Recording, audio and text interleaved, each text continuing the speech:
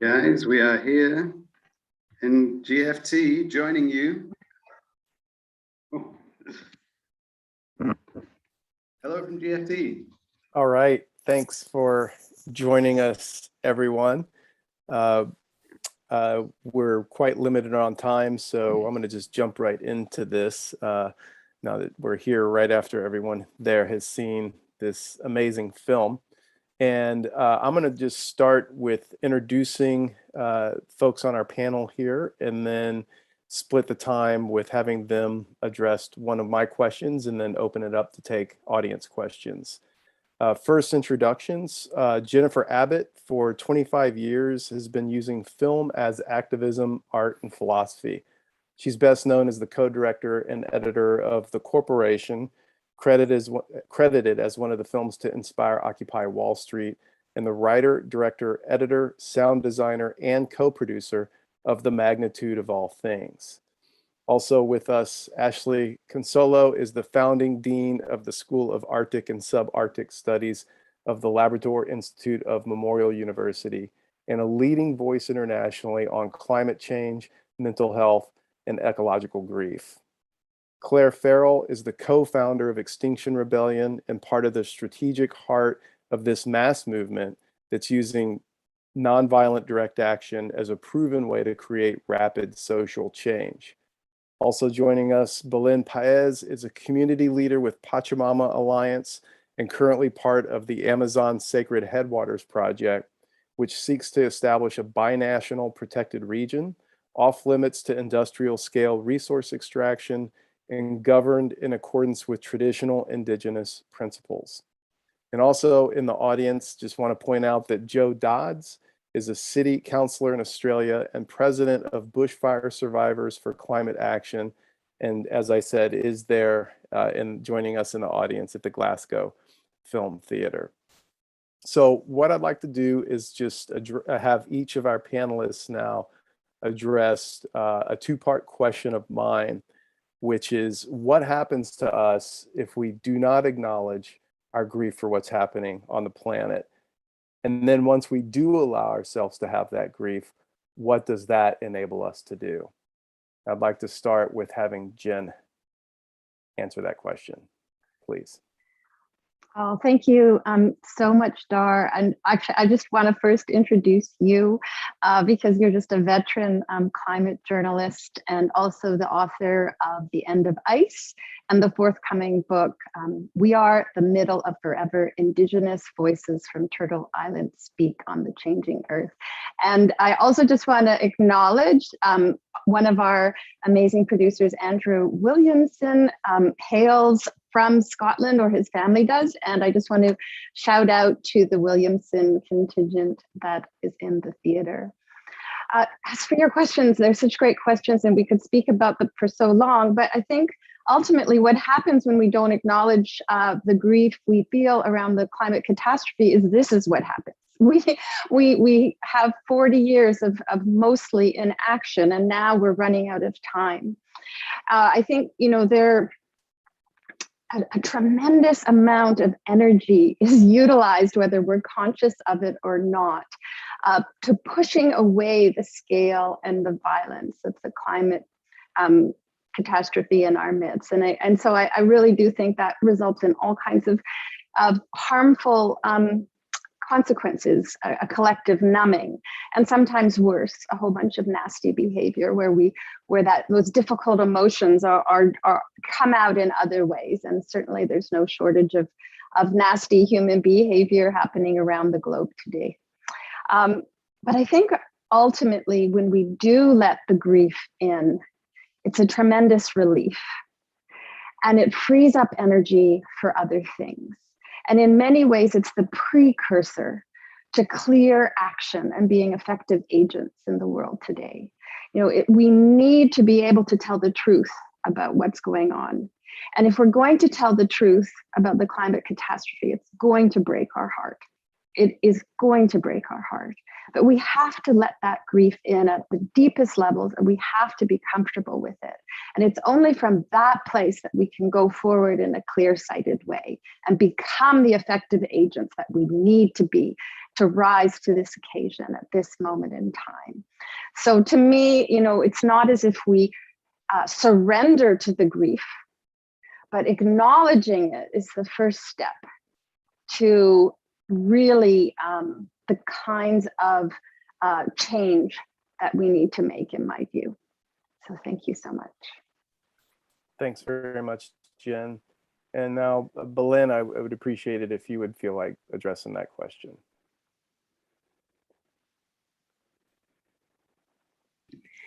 Yes, hello everyone. Very nice to see you all in this room and also in the theater. Well, I've been working over the last 25 years in the Amazon, and to feel this experience and watch and witness what is happening with the most biodiverse places on Earth in front of this destruction that is coming from the industrial world and activities happening in this moment in the 9 countries of the Amazon basin. Same activities related with oil extraction, with mining big scale, with illegal mining, with transformation of the forest into crops for monocultives. So being seen also the indigenous peoples in the local communities, especially women, young people, elders, to see that things are changing so fast, and watch in their daily life that some of their wisdom, and particularly I'm speaking about the indigenous wisdom and this relation with the spiritual world that comes from all the relations that exist in the tropical rainforest. To see that things are changing is like in a way painful, and in a way it's also difficult to believe that this is happening in different ways very fast. But in the other hand, to feel this grief is pretty much very important, because coming from this place of love, indigenous peoples are in the front lines, spending a lot of time defending their lands and territories, defending what they call the life for not just for them, but for the entire world. So I would like to share that to feel this grief, to see what is happening, is also an opportunity to see also what is possible, new ways of collaboration, new ways of healing ourselves in order to heal our families, our communities, our forests. And what I've learned over these years is that to be able to listen to the call from nature, we really need to give away some of the patterns and behaves that we are having. And that means that if everyone is open to be listened to spirits from the forest, to Mother Earth, and make these personal and community changes, we might be able in the next 10 years to have something very important happening to all of us, which is an emerging collective intelligence that will shift grief into possibilities and restoration from life on Earth. Thank you so much, Belen. Ashlee, please. Thanks so much, Dahr, and thanks so much, Belen, for that. I mean, I think what you're pointing to is so incredibly important, that if we don't acknowledge the grief, then we're not acknowledging the relationships we have with other humans and with more than humans and with nature, and we're not acknowledging our accountability. So we're not taking responsibility, true responsibility for what we've done. And, I think we've spent as a species, so many people have been focusing on thinking climate change rather than living and feeling it. And I think what you're pointing out there is incredibly important and beautiful, because grief actually reminds us, what we're connected to, what we value, who we love, what's important, what's worth saving, what needs to be attended to, and to whom and what we're accountable. And it shows that cycle of reciprocity, that if we open ourselves to it, then we're forced, we're compelled, we're obligated to act. And so when you think, there's that separation, but when you feel and when you live it, it brings you back into relationship and brings you back into accountability, which can lead to action. And I think, if we then accept the grief and let that gift of grief in, then it does start to create collectives, and it starts to bring people together in dialogue and in feeling and in emotion, that creates these spaces where we can actually act differently. So it's more than just acting out of anger or fear. It's coming from that place of love you were talking about, and that is a place of nourishment, and that is a place that we can grow all of these other important things that we have to do, and all of the other mechanisms that we have, and it allows an anchoring for all of the other complex emotions that are attached to this. There's so much to the climate crisis if you really start to feel it and you really start to live it. And I think that grief becomes kind of an anchoring point that we don't need to fear, but we need to attend to and live, and allow all of the other pieces to grow with it. Thank you so much, Ashlee. And Claire, if you will, please. Thank you, Dahr. Oh, well, I just think that what happens if we don't attend to the grief is it actually has much more severe ramifications than I think most people give credit to it for. Our detachment from the impacts of the way that we live, the systems that have been in place causing mass death for generations, the global injustice that is now reaching an extreme crisis point. It's been a crisis for a long time, except now it's a kind of system of exploitation, mass destruction, which is becoming self-destruction, right? Because people in the rich countries are starting to go, oh shit, this is coming for us now. I think denying that grief and being separated from it actually holds a potential for huge danger if people continue to deny their humanity and their relation to what's happening. My mum died when I was 13, and I have also lost my dad, and I also have lost a lot of other people in my life. I sort of experienced grief quite quickly as a young person, and I understand it to be a transformative experience. And for a world which feels stagnant and trapped in destructive behaviors, and people who hold the majority of the power seem to be unable to even imagine how they would stop doing harm, I think a good dose of grief and that transformation that comes with it is only going to be helpful. And that's why when we launched Extinction Rebellion, we had the express purpose of asking people to access how they felt and to hold one another through the real emotion of facing the real truth of what is happening, and the real information from the scientists, and the real stories that are coming from those people in most affected places, and the Indigenous communities and the elders who I've met.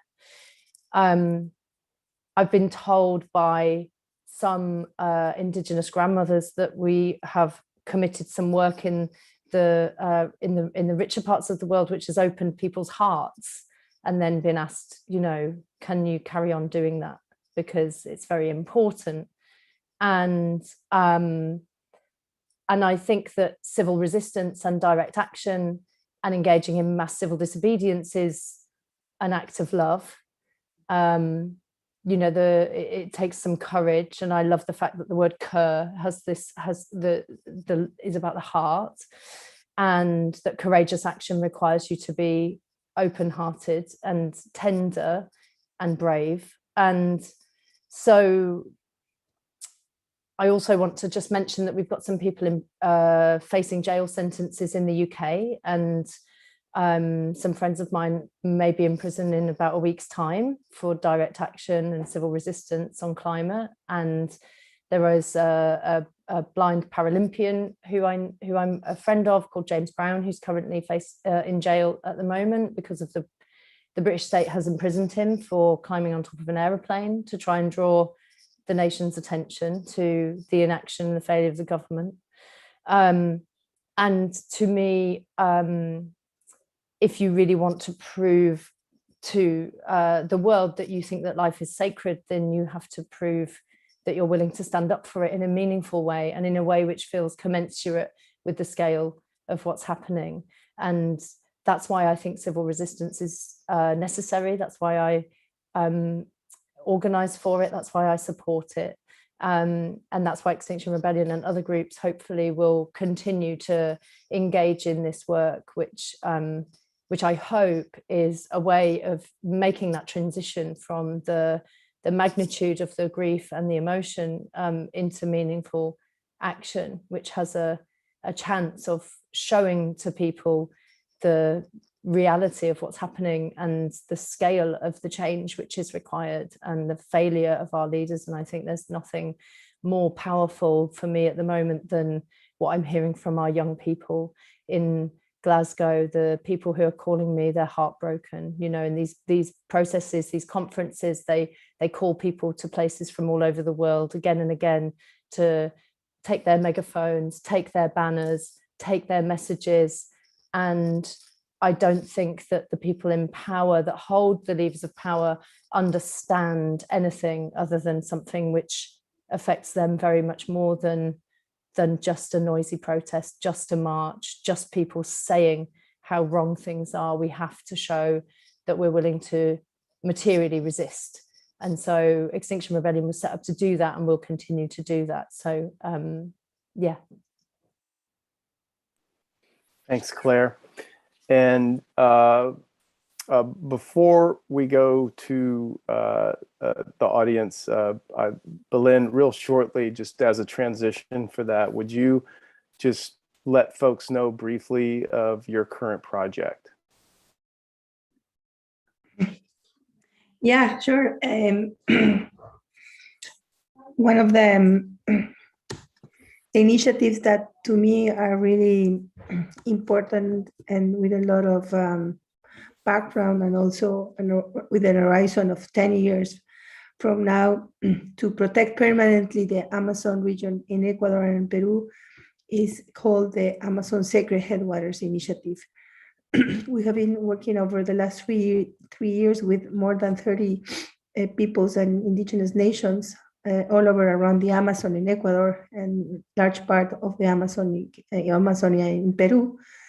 And nowadays we have what we call the bioregional plan on the sacred headwaters that has been presented formally to the ministers of environment of Ecuador and Peru, and within a large scope of different pilot initiatives that will be taking place over the next 10 years with very specific objectives on how we will do the transition pathways to get into a place where we are not longer destroying the Amazon, but rather respecting indigenous collective rights, respecting cycles of life, respecting forests, standing forests, and keeping the fossil fuels under the ground for the next decade.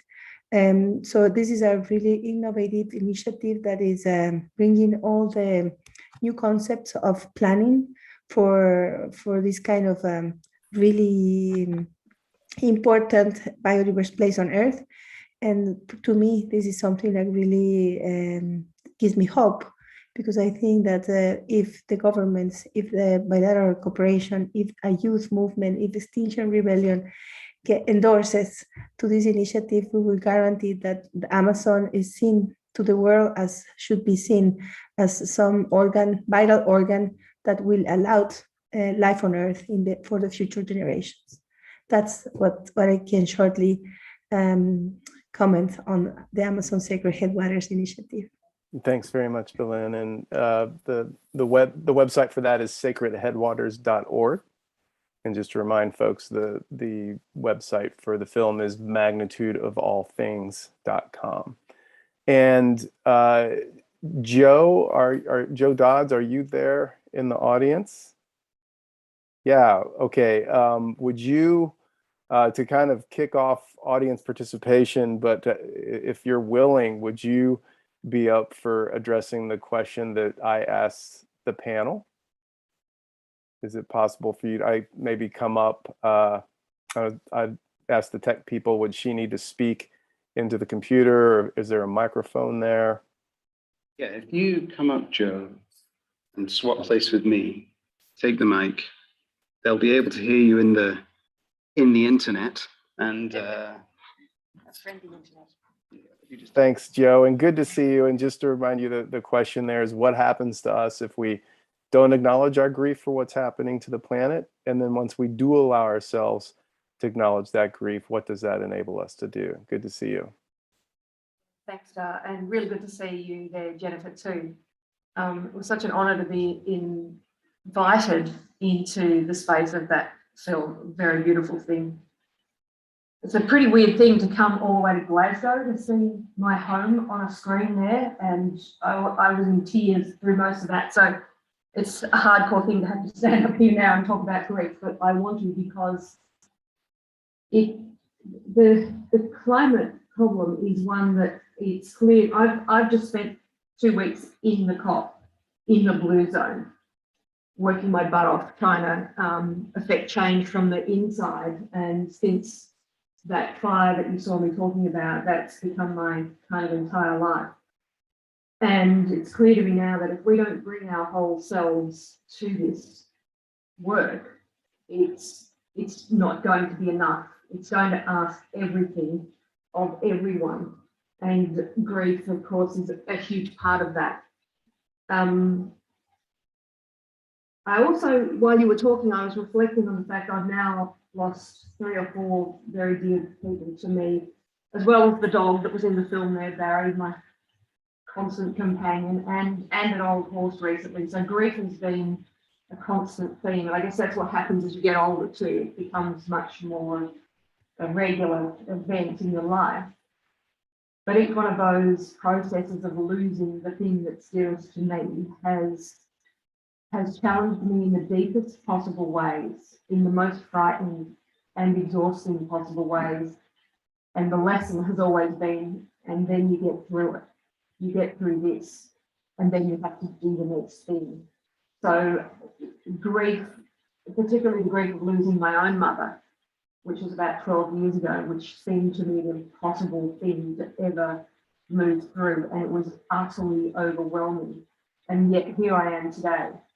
And with each of those losses, I've found that by actually facing those feelings, which are so painful and so terrifying and so overwhelming, by actually just letting them take me and letting them occupy me and be me for as long as it took, somehow going through that process has made me stronger and more resilient. And there's something about the qualities of the people that I've lost, of the things that were lost, that is now living in me. So as those people who've embodied those things have left the world in their embodied state, it feels like I've been able to pick up some of those qualities. And I tell you what, 2 weeks in the COP, in the blue zone, in the sea of blue suits, just the busyness, it's really rattling. And the thing that struck me very early on was how much it's just in the head, that whole place, 40,000 people rushing around trying to solve a problem in their heads. And just from here up, and yeah, it took me a little while. At the end of the first week, I was just randomly grabbed by someone very gently and pulled into a meditation reflection session. And I just went, I'm not a meditator, but I just went straight into this grounded place and went, oh, that's what's missing. There's no heart. There's no faith in this big machine of COP for people to really feel and then be directed by their hearts, by the deeper connection to things. It's all, it's policy, it's want stuff, and that's not going to do it. It's going to take a much deeper connection to everything. So I'll leave it at that because there's a lot more to get through. But really great to see you, Jen, and everybody else. Thanks very much, Joe. And if you have questions for the panelists, please raise your hand or ask in the Q&A option, and we'll invite you to ask the question directly to the panel. Yeah, there's a question here. So I'll take the question and then I'll repeat it into the laptop. So here, so yes. Just if it can just be really concise, because we're very short for time. No, I mean just say it from there. Oh, okay. So talking about the embodiment side effectively there, Joe, and when corporations interact with any of this, it's often just a greenwashing. Do the panel think that if there were a number of people, at least perhaps one, and then a growing number of people in any organization or every organization that brings together a combination of that embodiment, the nature connection, literally going out into nature, so it might be workshops, it might be a bunch of different things, that heart connection, that physical connection to the world and in the natural world, will that make a powerful difference? And if so, is there any kind of steering on that? Because that's something that I've been working on. Was it possible to hear that question for the panel? Yeah, great. Okay, this, unfortunately, we have to leave in like 3 minutes. So unfortunately, this is the only question that we'll be able to engage with. I'm really sorry, but that's the reality here. So thanks for the question, and go panel. Okay, which one of you just jump in? Who wants to take that?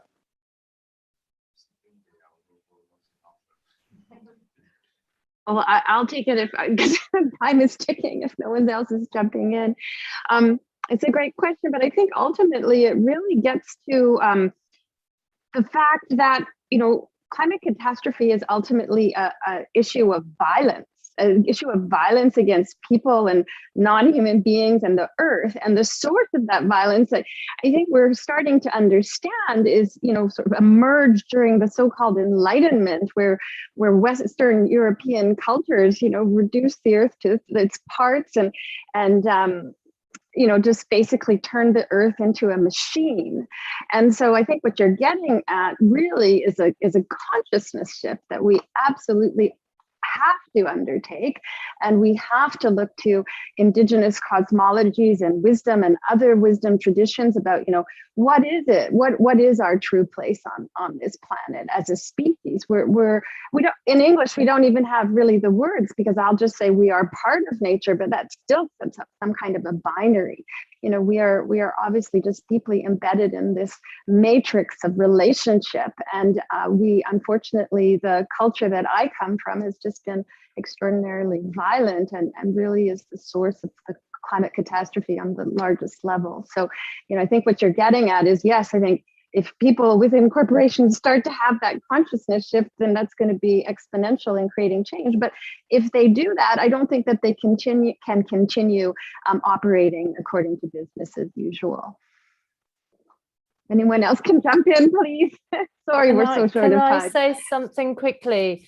I really don't think that by people having a bit of an epiphany about how much they care about nature, but still working in a corporation that's damaging everything, that is going to help at this point. It's too late. Like, that was okay about 30 years ago. Right now, we are in an abject crisis. We're going over the cliff. We're about to see the end of COP, where people say 1.5 is off the table. I've been saying it for 3 years. A lot of people have been saying that for a long time. We have to stop living in self-deception in the rich parts of the world where we have a lot of power, and also we have a lot of potential to act. Like, my freedom as a British person to be able to get arrested, to break the law, to go and do these kinds of actions is huge compared with people in lots of parts of the world where it is much more difficult to undertake work like this. And we have a responsibility, a historic responsibility, and we have a time limited responsibility to take action. And you need to take action within the scale of what is being thrown at us by the forces that seem too big to be able to face alone. And that's why we have to form very big, very powerful, very rapidly growing collective movements that are willing to make huge sacrifices in order to be able to make the change that's necessary. And it's not impossible, but it's almost impossible, partly because it seems impossible to imagine. And part of the problem, I think, in the Western world is that we lack the imagination to believe that something else can happen than what we've been living with. And if you really, really think that it's an obscenity, which is what it is, then please dig deep. And if you can't go out and take civil resistance, then please find a way to support it. That's all I'll say. Thanks, Claire. Do we have any time for, I say there was a question from Zoom. Do we have any more time for that? Or is that it? I think we're going to have to go. I'm really sorry. There's clearly an appetite to have further discussion here. So, you know, like pick it up on the Facebook, and these guys are going to talk here. But unfortunately, we have to leave the building now. So Understood. just let's say thanks to the panel. Let's give a round of applause. Thanks, folks there in Glasgow. We online will be able to take one more question through the webinar. So thanks everybody there in Glasgow. Thank you guys for coming. And then our panel, we will continue. Yeah, we'll go ahead and take that question from Zoom attendee John Varon, had his hand raised. If you have a question, John, we'll go ahead and take that. Just to note that that's Charlie Varon, who is in our film. I'm so happy to see Charlie. you. Okay. I'm so happy. I'm assuming. Can you hear me now? We can. Ah, that Australian accent, it always carries. I've spent the last 20 years trying to persuade Australians that climate change is real, but also that the Great Barrier Reef is in strife. Finally, Australians do believe in climate change, perhaps not the government, but anyhow, let's move on. My question is about hope. I give a lot of talks, and about the Great Barrier Reef especially.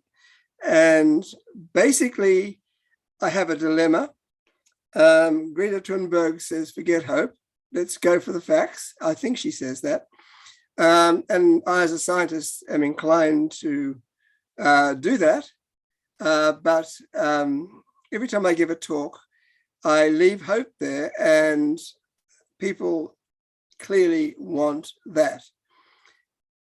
Can anybody in the panel give me some sort of parallel guidance? Do you spell out the facts, which are hard and clear, in the case of the Great Barrier Reef, incredibly horrible, or do you paint it over a bit with hope, even though you may be telling lies? Please help me. Okay, who There, you're shaking. would like to start with that? I can start, but I'll try and be brief because I don't want to take up all the space. But I mean, I think it's so important that we launched with this message, hope dies, action begins. There are certain people who are going to be moved to take this kind of action in a comfortable society, which quite frankly isn't feeling crisis, which doesn't feel forced to act, which only is being mobilized by the people who are willing to take the first step and create a kind of vanguard. Like we're not in communities. I mean, in Australia, you have a different context because of the fires, but still there hasn't been such huge loss of life as there would be if that happened in a poorer part of the world, right? The Navy wouldn't have come to pick people up off the coast to save their lives. There would be more death if you lived in a poorer part of the world that was experiencing that kind of level of disruption and damage. And I think it's important to really think about who you're trying to mobilize at this critical moment. And sociologically, people like me aren't that normal. So the rest of the public aren't doing the same thing as the people are doing in Extinction Rebellion and in other movements in the world. So I think it is really important to accept that the people who are asking you for hope, perhaps if they're not willing to do what's necessary, like it's not your job to give it to them, frankly, they need to earn it. We're in those times, like we have to earn the hope because we are in a dismal situation. But also, I think the reality of what's happening is very important to stay true to. And I don't think it's cool to give anyone any half-truths, because like I said before, we have known for a long time, there is such a thing as scientific reticence. There is such a thing as people in establishment spaces, even in the communities that understand the data the most, that still don't want to really tell everyone the worst things about it. And we used to say at the beginning of XR, a scientist down the pub will tell you something different to what they write in a peer-reviewed paper. That is a problem, because people aren't even hearing from these people in these professions what they really feel. And obviously scientists aren't always the best demographic at expressing their emotional state to the world. And some of them are good at it, but some of them are not that good at it. And it's really important to try and bring that stuff together. So I would say, please don't gloss over the truth, because people need to face up to the reality no matter what. Like, you can't change it. It is there, and it's coming more and more and more down the line for people in countries where I think the public have broadly been held in deception through the media. And obviously we all know Rupert Murdoch and others are to blame massively for holding back the information from the public. But there's a nexus of evil which has prevented people from understanding the severity of the consequences of what's happening. And they've done it in the name of profit, and they've done it in the name of like selfishness. And there is a really, really strong case to tell people the absolute truth, no matter how painful it is, and then hold people through it. But I think we mustn't lie to people about how serious this is. So you can tell people that they can earn their hope, and it's still out there, but they've got to get off their arse. I've got to often speak to school children. So I've got to watch my language, even though I'm Australian. But you would say the same for a school kid. They are very highly motivated in this country. They're angry, and people like me stir them along. And so it's something that is very positive and does have political consequences. My view is just what you said, basically. And so if I do portray a pretty hard scene to young people, that's okay. Would that panel agree with that? Ashlee, would you speak to that, please? Yeah, I agree with what Claire was saying. You can't hide the truth. And I feel like hope people use as a shield to not have to act. So as long as you can hope that someone else somewhere will fix the problem for you, that means that you don't have to take accountability. But Claire, your earned hope is where I think, I believe in that type of hope. When people have gone through terrible loss or terrible things, it's gritty, it's real, and they're working their asses off to make something change, or have gone through a substantial transformation. So like Baylen, what you're doing gives me hope, because people have worked tremendously hard and gone through tremendous terrible things and have complete different life worlds, who are now fighting to save something on behalf of all of humanity. So I think there are these moments where we have to face truths and earn the hope to get through it. And I think when you're talking to young people, they already know this, but we have to support them through it, because when you're young and you feel helpless because no one else is acting, you need people there to support you and attend to your emotions and to validate them, to say that what you're feeling is totally reasonable. Of course, these things are happening. Of course, you feel fear and grief and loss as a young person. And then, I think it also should compel the rest of us to act. So not only to support and attend to emotions, but also to make change.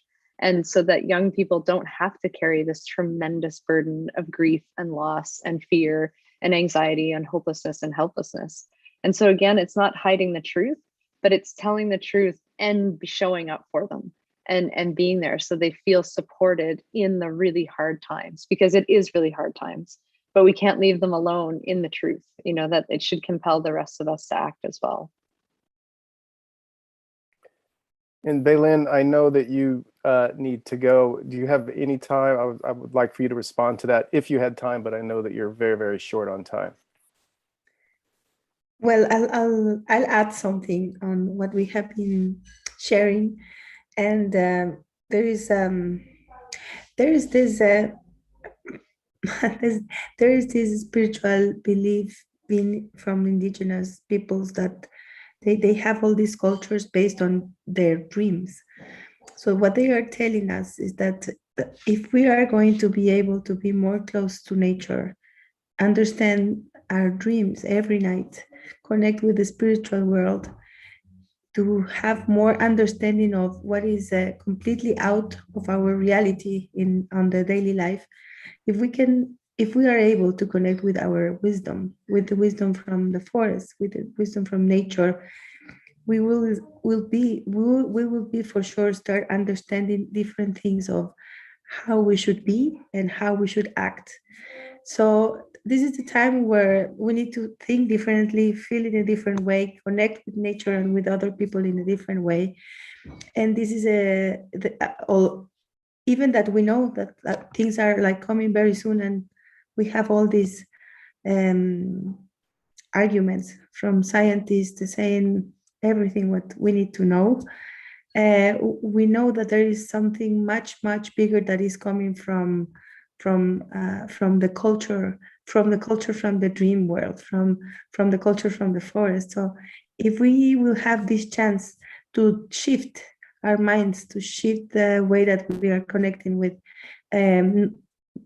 not just humans but beyond human life, I think there is a hope, and I think there is a way of human civilization to go into this transitional pathway if we really pay attention to what nature is telling us in this moment. Thank you very, very much for that.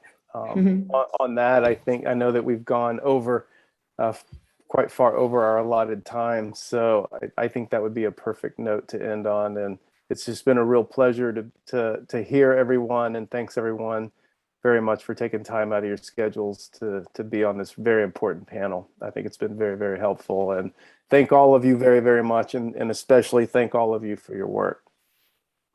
Gracias. Dahr, gracias, Jennifer. Claire, thank you very much. Yes, thank you, everybody. Estamos juntos. Yeah. We are together. Yes, Yes. solidarity. We are. Take care. Thank you, everybody. Thank you. Ashlee, bye. Bye.